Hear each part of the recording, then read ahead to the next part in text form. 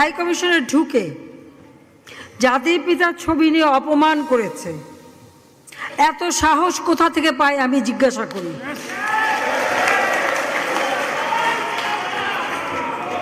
আমি জানি না আমাদের হাই কমিশনে এখন কারা বসেছিল এবং তারা সেখানে কিছুই করতে পারলো না কেন, সেটাও বড় প্রশ্ন।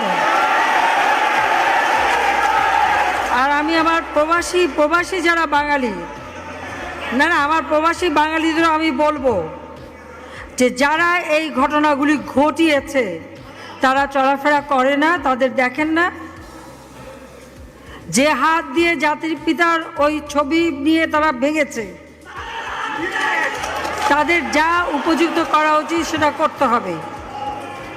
কারণ জাতির পিতার নাম মুছে ফেলার চেষ্টা করা হয়েছিল, তো তারিখ যেহেতু দূরের কথা, ওর বাপ তো চেষ্টা করেছিল এই নাম মুছতে, ওর বাপও চেষ্টা করেছে, মাও চেষ্টা করেছে। তারা কি পেয়েছে নাম মুছতে?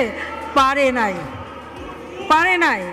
ইতিহাস কখনো কেউ চাপা দিতে পারে না। আর জাতির পিতা তার 7 মার্চে ভাষণে বলে গেছে যে বাঙালিকে কেউ দাবায় রাখতে পারবে না, পারে নাই দাবায় রাখতে। তা আজকে এত বড় দুঃসাহস হয়ে যায়।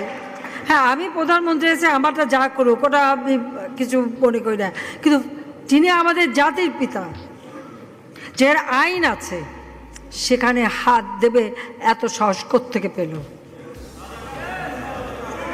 তারেক যে ভুলে